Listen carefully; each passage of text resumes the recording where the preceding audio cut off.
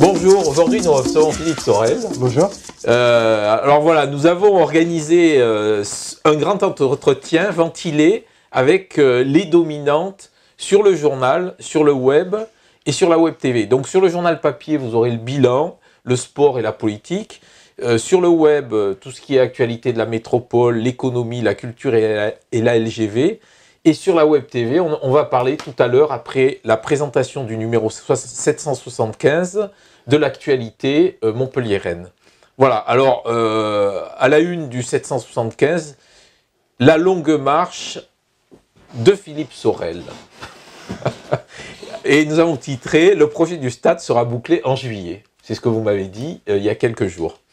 Voilà, ensuite on est revenu sur la sécurité et le gentil voyage de Gérard Collomb, où il a dit entre autres que Frêche avait été un grand-mère et que vous êtes de la même veine. Voilà. Ensuite, un dossier sur l'association de SOS Pérol. L'association a-t-elle réellement implosé? Et puis nous revenons sur Deduzer, sur Jeff Koons, sur Boilaga, sur Revol, sur Eliaou et sur la crèche Salvador. Voilà. Donc Philippe Sorel, on va commencer par le sujet de la crèche Salvador. Vous avez vu qu'on a sorti une petite information en disant que le nom d'Henri Salvador pour une crèche, lui qui a abandonné son fils, c'est peut-être un peu mal choisi, non? Ben non, on peut toujours trouver des côtés obscurs aux personnes. Mais pour ce qui est d'Henri Salvador, nous avons plutôt choisi le chanteur, l'amoureux de la vie, le grand joueur de pétanque, le poète. C'est dans ce sens-là que nous l'avons vu. Vous savez, c'est pas le premier Henri Salvador à avoir eu ce type d'attitude. Jean-Jacques Rousseau, à son époque, qui a écrit l'Émile ou le traité de l'éducation, a abandonné, alors lui, tous ses enfants à l'assistance publique. Donc, voilà, c'est pas expliquer l'un pour excuser l'autre, c'est simplement que les affaires de vie privée, c'est une chose, et puis le personnage public, c'en est une autre. Oui, donc Gérard Collomb a dit « Georges Frêche a été un grand-mère, vous êtes de la même veine ». Est-ce que vous prenez tout de Georges Frêche? Donc vous avez déjà pris Monsieur Fina, Sophie Salel, et vous prenez le positif et le négatif? Avec Georges Frêche dans son cabinet avait effectivement Christian Fina, Sophie Salel. Il avait aussi d'autres directeurs qui travaillent avec moi aujourd'hui. Fabrice Manuel, par exemple, qui a été mon directeur de cabinet, qui est directeur de la culture et qui était son directeur de la culture à la région. Mais j'ai pris Simine Namdar, qui a été directrice de la communication de Gérard Somade. Et puis de nouveaux directeurs qui sont arrivés. J'ai essayé de prendre... En fait, je n'ai pas regardé quels étaient les antécédents de mes collaborateurs. J'ai essayé de prendre les meilleurs au meilleur poste. Oui, quand il dit Georges Frêche a été une grand-mère, vous êtes de la même veine. Ben, c'est un compliment que Gérard Collomb m'a adressé. Vous prenez le positif? Parce qu'il n'y a pas eu que du positif avec Georges Frêche. Bah, Georges Frêche est un grand maire de Montpellier, c'est indiscutable. Il y a eu des dérapages. Oui, mais des dérapages, il y en a beaucoup qui en ont des dérapages. Certains, ça se voit, d'autres, ça se voit pas. Mais il y a toujours des dérapages. Les êtres humains sont ainsi constitués. Moi, ce que je vois, c'est que c'est Georges Frêche qui a construit la ville moderne. Voilà. Après, et ça, c'est reconnu aussi bien par ses amis que par ses adversaires. Bon, le ministre de l'Intérieur est venu, donc c'est bien pour la com, mais bon, il y a des sujets quand même d'indignation qui demeurent. Voilà, par exemple, bon, au plan cabane, il y a toujours cette vente à la sauvette de cigarettes, ça fait plusieurs années que ça dure. Il y a un bureau de tabac qui paye patente et devant chez lui, on vend des paquets de cigarettes à 5 €. Ce week-end, il y a eu une bataille au sabre japonais entre des Albanais et une bande de Marocains. Voilà, il y a des problèmes, quoi. Oui, on ne peut pas dire que le Premier ministre est venu pour la com. Le ministre de l'Intérieur. Le ministre, oui, le ministre de l'Intérieur est venu pour la com. Il est venu, et c'est un signe très fort pour Montpellier, parce que lorsqu'une mesure gouvernementale choisi une ville pour l'illustrer et que cette ville, c'est Montpellier, c'est pas arrivé tant de fois que cela dans l'histoire. Donc c'est plus que de la com, c'est un signe de reconnaissance pour Montpellier. Alors, après, pour ce qui est du marché du boulevard Gambetta, le marché sauvage qui s'y déroule, nous avons écrit à plusieurs reprises au procureur afin de donner aux policiers municipaux la possibilité de détruire les stocks. Parce qu'il n'y a que cela à faire, détruire les stocks qui sont vendus dans ce marché, et à la sauvette. Hein. Et bon, pour l'instant, nous n'avons pas de réponse, mais nous souhaitons que le procureur aille dans notre sens. Nous avons parlé au ministre. Il y a aussi les problèmes des hôtels sociaux là, qui explosent en centre-ville. Voilà, il doit y avoir à peu près une dizaine d'hôtels qui accueillent des réfugiés. Il y a des squats devant la fac de droit, il y a les Albanais à l'église protestante. Enfin, je veux dire, il y a... Oui, mais on ne peut pas aseptiser une ville. Une ville, elle est aussi la conséquence des événements mondiaux et des événements de son grand territoire. Donc une ville, elle n'est pas, tout le temps juste et parfaite. Elle a aussi des moments de doute, des moments de complications et de friction sociale. Les êtres humains, Georges Bataille disait que chez l'être humain, il y a 80% qui est à peu près gérable et 20% de part maudite. Eh bien, il en va de la ville comme il y va de l'être humain. Et le carnaval des gueux cette année, vous avez fait un arrêté? Oui, parce que là, l'an dernier, j'ai visité l'ensemble des structures qui avaient été complètement dégradées par le carnaval des gueux. Je ne dis pas par le carnaval des gueux, je dis par les casseurs qui étaient au carnaval des gueux. Hein. Il faut faire la différence parce que certains étaient venus là de bonne foi.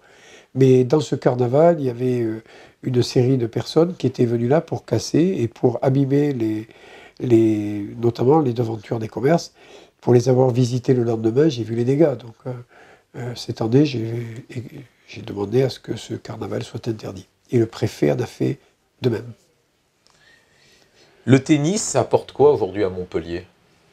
L'Open Sud de France apporte beaucoup parce que cette année, il a environ 30% de réservations supplémentaires.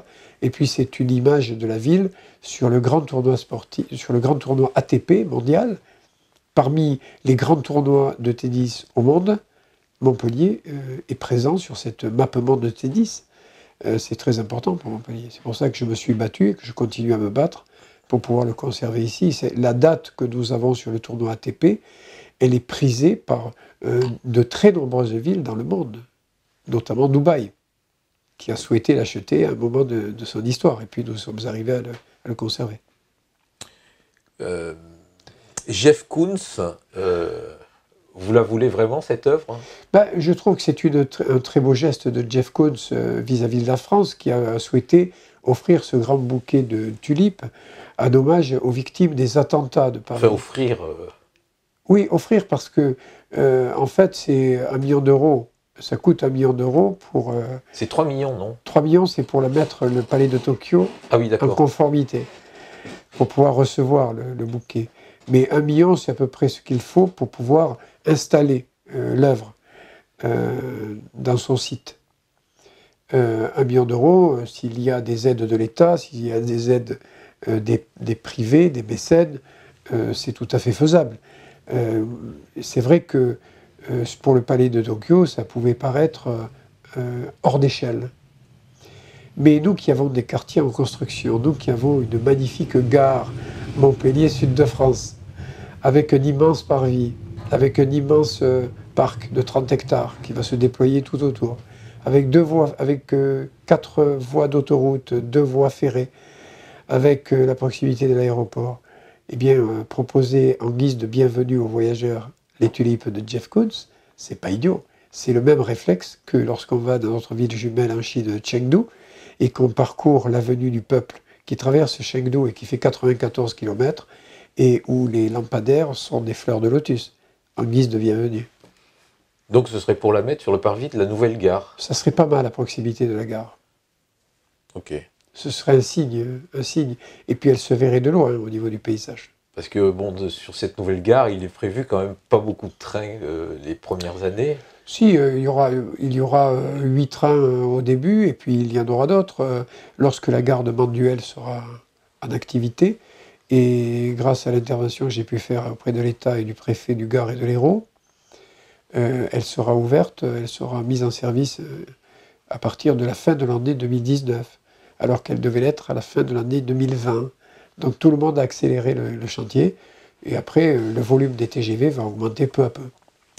Alors, au sujet des TGV, oui, pourquoi vous n'avez pas posé votre signature sur l'appel des 110, alors que le maire de la grande métropole régionale l'a fait? Premièrement, je ne fais pas la course avec Toulouse.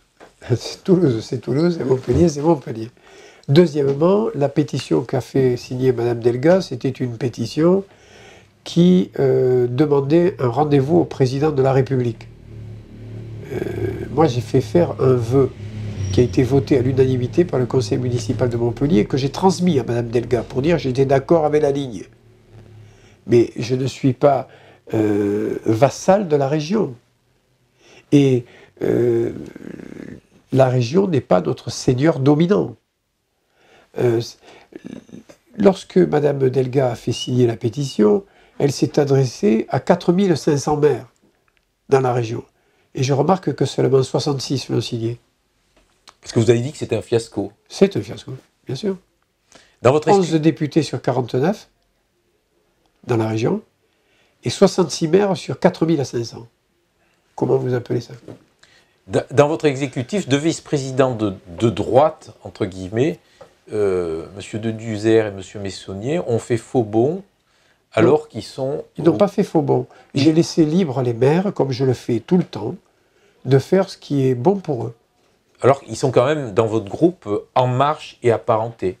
Oui, mais ils sont pas... Mais ce qui est novateur dans cette nouvelle façon de faire de la politique, c'est de se laisser nos partenaires libres. Moi, je ne leur donne pas de consigne de vote. Vous me voyez dire à M. Dudiozer, fais ci, fais ça, fais le reste. Vous me voyez dire à M. Messonnier ou à M. Bress, fais ça, fais le reste. Mais non, ils sont libres, ils sont grands, ils sont maires, ils sont élus sur leur commune, ils font de leur voix ce qu'ils souhaitent. Le rapport, en fait, il dit que ça se fera plutôt du côté de Bordeaux. D'un côté, il y a Philippe Sorel et Ménard, et puis 2-3 autres maires d'Aix-Languedoc-Roussillon. Puis d'un autre côté, il y a deux régions qui peuvent mettre beaucoup d'argent. Oui, d'ailleurs, vous avez vu qui est allé avec Mme Delga, avec le Premier ministre. C'est le président de la région Aquitaine, oui. et le maire de Toulouse et la présidente de la région Occitanie. Il n'y avait pas de représentant de l'ex-Languedoc-Roussillon. Même le maire de Perpignan, qui lui a signé la pétition, il n'y était pas invité. Il ne faut pas utiliser les grandes causes territoriales pour des petites cuisines politiques personnelles. Sur le développement de l'aéroport, là, vous avez dit avoir des idées.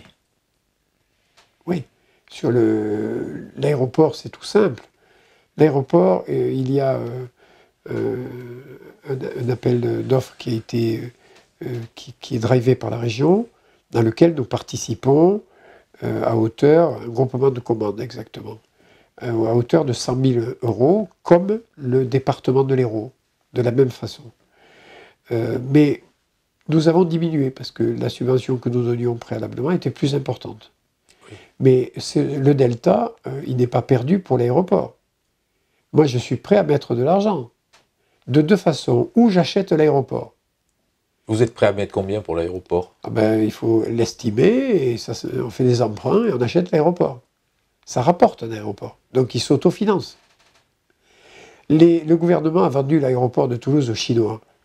Ils peuvent bien me vendre l'aéroport à moi.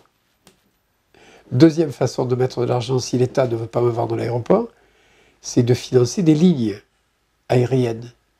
Mais je souhaite avoir la parole sur le choix des lignes, parce que cela correspond aussi à des axes de développement de la métropole. Par exemple, on peut demain travailler avec Moscou et avec les Russes, avec qui nous avons de bonnes relations. C'est le moment d'aider à la création d'une ligne. On travaille avec Palerme. Ça peut être aussi l'occasion de créer avec la Sicile un pont aérien. Mais si je ne fais pas ça, les décisions sont toutes prises par l'aéroport, et moi je suis là pour financer, et quelquefois même je ne suis pas invité à l'inauguration des lignes. Donc c'est de l'argent public, la métropole doit être représentée, je suis prêt à aider l'aéroport, mais sur des lignes avec lesquelles le développement de la métropole est en parfaite harmonie. Bon, avec une question plus politique, donc avec un FN affaibli, les LR qui remontent, suite aux 2 défaites législatives de LREM, là, Montpellier peut-il avoir un successeur à Delmas?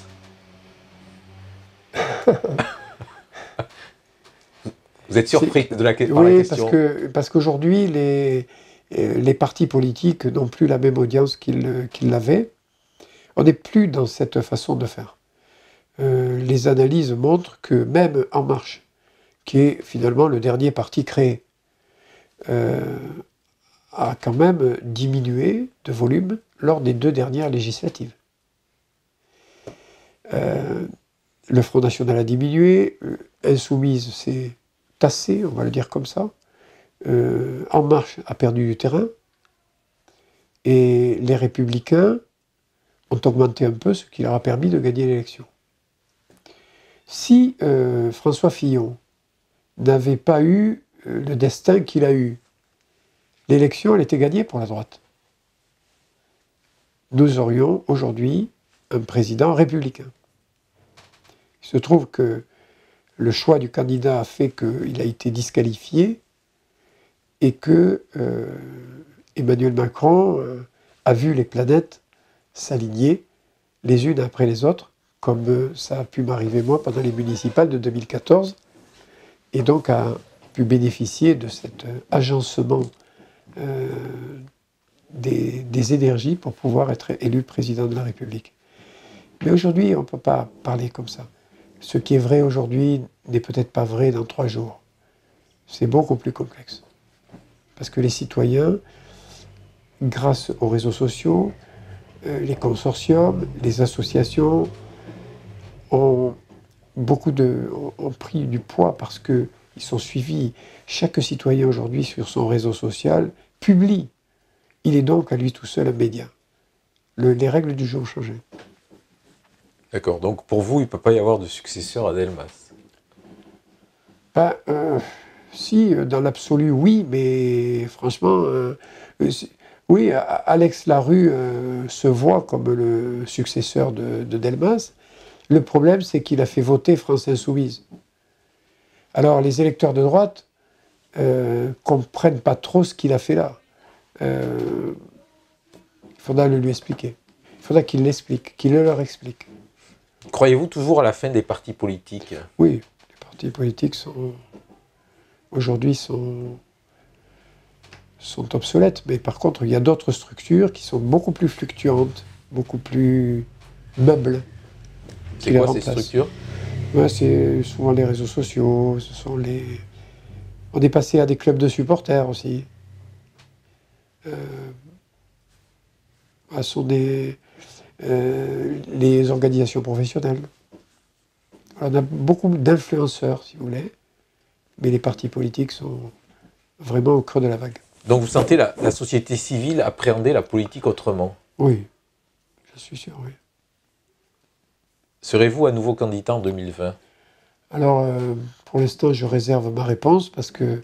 Vous la réservez pour quand? Quand mon timing personnel... L'alignement des planètes? Oui, quand l'alignement des planètes se fera jour. Pour l'instant, je réserve ma réponse. Donc si vous êtes candidat, est-ce que vous garderez la même équipe? Il y a beaucoup de mes colistiers que je garderai parce qu'ils ont fait un gros travail. Il y en a quelques-uns qui veulent s'arrêter. Il y en a d'autres qui sont un peu fatigués, indépendamment de l'âge d'ailleurs. Mais de façon générale, je donnerai à chacun la possibilité de poursuivre l'aventure qu'il a commencée. D'accord, on va terminer par la question chapeau, si vous voulez bien prendre une question. La lire, s'il vous plaît, et y répondre. Il n'y a que 2 questions. Comment? Dans le chapeau, il n'y avait que 2 questions. Il n'y a que 2 papiers. Moënaltrad ne se moque-t-il pas de la métropole quand il dit au sujet du naming du stade de rugby, tout dépendra du prix, 10 000 euros, je paye, 100 000 euros, ça ne m'intéresse pas, car ça ne se justifie plus. Oui, c'est vrai que il peut avoir ce raisonnement parce que son nom figure maintenant sur les maillots de l'équipe de France. Je comprends ce qu'il veut dire. C'est la forme qui est maladroite. Parce que ça peut laisser entendre que c'est dit avec mépris. Mais pour lui qui est chef d'entreprise, ce qu'il veut dire, c'est que, bon, il est plus à sa près dans la mesure où il a obtenu que son nom figure sur les maillots de l'équipe de France qui sont vus par des millions de téléspectateurs. Ce que je peux comprendre. La forme, par contre, peut laisser interpréter ses propos comme un peu méprisants vis-à-vis de la métropole. Mais vous savez, moi j'ai l'habitude. Hein. En fait, la métropole, c'est le contribuable. Donc, bien sûr, j'ai l'habitude qu'on nous méprise. Hein. C'est pas la première fois, c'est pas la dernière. Comme disait Chirac, ça m'en touche une sans faire bouger l'autre. Voilà, mais on va terminer sur ce bon mot. Je vous remercie. Merci.